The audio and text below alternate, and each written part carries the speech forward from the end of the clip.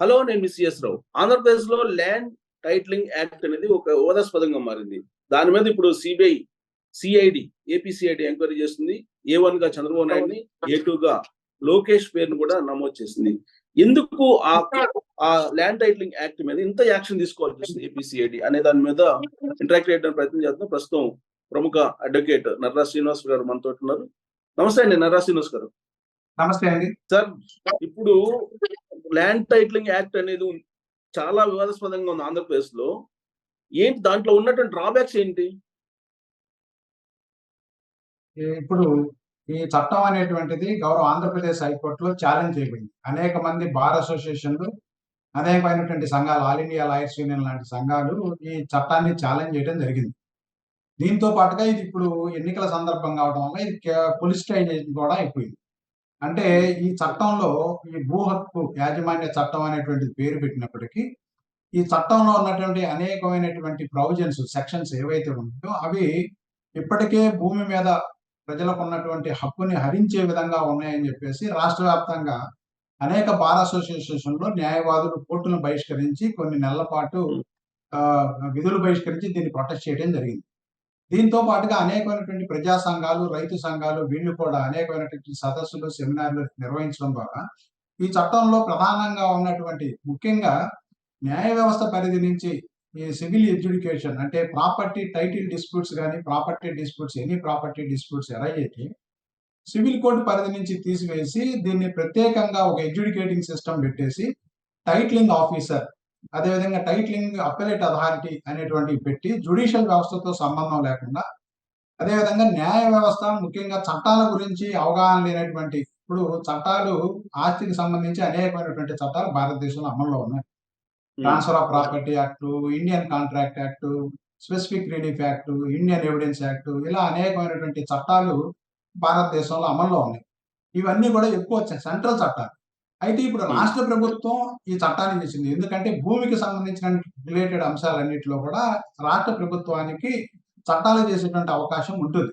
అయితే మేమందరం కూడా విమర్శిస్తుంది ఏంటంటే నీతి ఆయోగ్ వరల్డ్ బ్యాంకు పాలసీ ప్రకారం వరల్డ్ బ్యాంకు తీసుకున్నటువంటి ఒక విధానపరమైన నిర్ణయం మనం కనుక గూగుల్లో కనుక సెర్చ్ చేస్తే అనేకమైనటువంటి దేశాల్లో, కొన్ని దేశాల్లో, ఆస్ట్రేలియా లాంటి దేశాల్లో ఇవి కొన్ని ప్రయోగాత్మకంగా అమలు చేశారు. అక్కడ ఉన్న స్థితిగతులు వేరు, అక్కడ ఉన్న ప్రజలకు ఉండేటువంటి ఉపాధి అవకాశాలు వేరు, అక్కడ ఉండేటువంటి స్వభావం వేరు.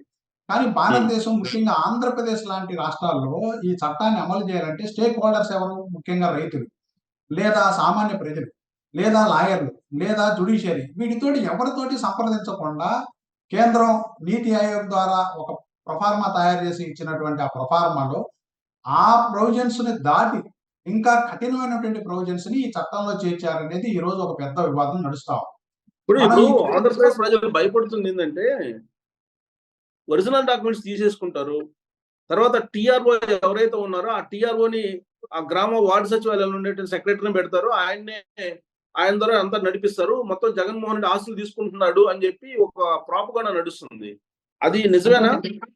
అంటే మనం కేవలం జగన్మోహన్ రెడ్డి ఆస్తులు తీసుకుంటాడనేటువంటి దాన్ని పక్కన పెడితే అలా జరగడానికి అవకాశం లేదు. ఒక వ్యక్తి లేకపోతే ఎవరో ఆస్తులు తీసుకునే అవకాశం లేదు. అయితే ఇక్కడ ఏంటంటే పాలసీలో ప్రజలకి ఆటంకంగా, ప్రజలకి ఇబ్బందికరమైనటువంటి పరిస్థితులు ఏమున్నాయి అనేటువంటిది ఇక్కడ మనం పరిశీలిస్తే ఆల్రెడీ భూమి మీద యాజమాన్య హక్కులు ఉన్నాయి ప్రజలకి. కొత్తగా ఎవరు దాన్ని క్రియేట్ చేయాల్సిన పని లేదు. ఇది ఒక ప్రధానమైన అంశం.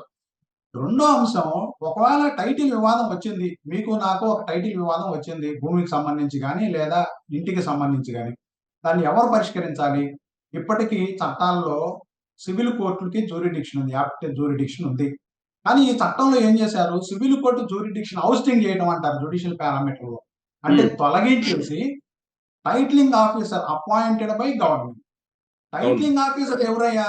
ఇంతవరకు రూల్స్ ఫ్రేమ్ చేయలేదు, టైటిలింగ్ ఆఫీసర్స్ అపాయింట్ చేయలేదు. అయితే విచిత్రం ఏంటంటే ఈ చట్టం తీసుకురావడంతో పాటుగా ఈ చట్టం తీసుకొచ్చి అమల్లోకి ఒక జీవో ఇచ్చేంత వరకు కూడా ఈ చట్టం చేసినట్టుగా ఎవరికి తెలియదు. ఇది పెద్ద అనుమానాలకు దారితీస్తుంది ఈ రోజు. ఇప్పుడు మీరు ఒక అడ్వకేట్ గా ఇప్పుడు ఈ చట్టం అమల్లో ఉన్నట్టు మీరు భావిస్తున్నారా, లేనట్టు భావిస్తున్నారా? యాక్చువల్గా ఏంటంటే చట్టం అమలులోకి తీసుకురావడం కోసం ఒక జీవో చేశారు. ఆ తర్వాత మేము ఆల్ ఇండియా లాయర్స్ యూనియన్ గా ఒక కేసు దాఖలు చేశాం గౌరవ ఆంధ్రప్రదేశ్ హైకోర్టు.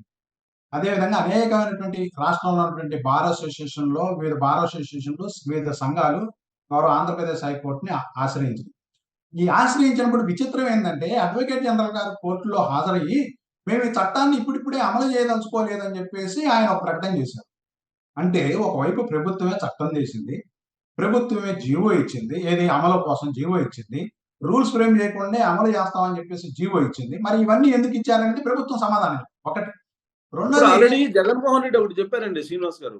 రీసర్వే అయిపోయింది. దాదాపు 17,000 గ్రామ పంచాయతీలు ఏదో ఉన్నాయి సుమారుగా. దాంట్లో 4,000 అయిపోయినాయి.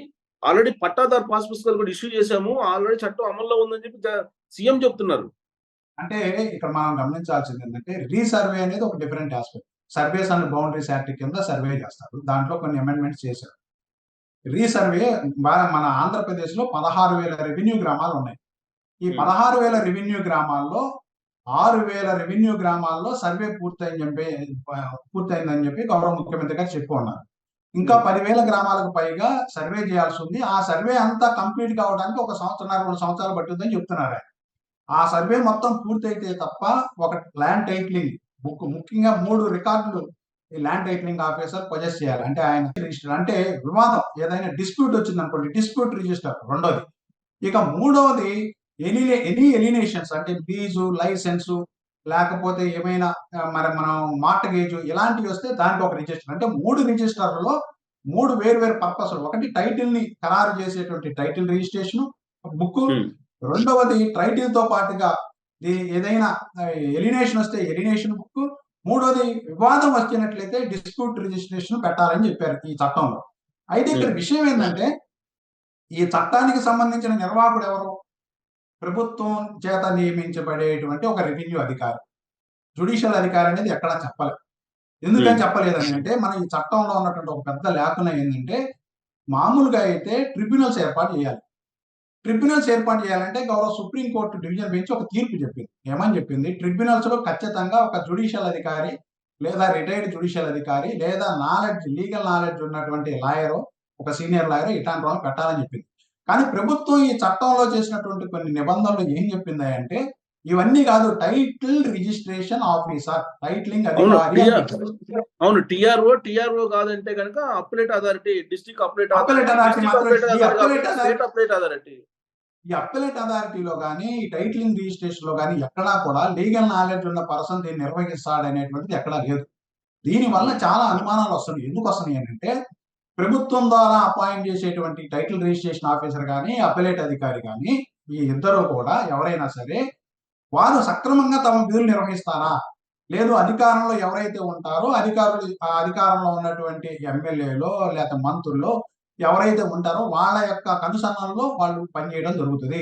అట్లా చేసేటట్లయితే రెవెన్యూ అధికారులు వాళ్ళ ఇష్టం వచ్చినట్టు టైటిల్ రిజిస్ట్రేషన్ లో మార్పులు చేర్పులు చేస్తే ప్రజలకు ఉన్నటువంటి ప్రాథమిక హక్కులు, జీవించే హక్కు, ఆర్టికల్ 300A ప్రకారం ఏదైతే రాజ్యాంగబద్ధంగా మనం ఒక ఆస్తి హక్కుని కలిగి ఉండాలని చెప్తుందో ఆ హక్కులన్నీ వైలేట్ కాబడతాయి అనేటువంటి ఒక అంశం. రెండోది అసలు ఎడ్యుకేషన్ కూడా టైటిల్ రిజిస్ట్రేషన్ ఆఫీసర్కి లేదు. ఆయన ఏం చేస్తాడు, ఒకవేళ డిస్ప్యూట్ ఏదైనా రైజ్ చేస్తే అప్పీలేట్ అథారిటీకి పంపిస్తాడట.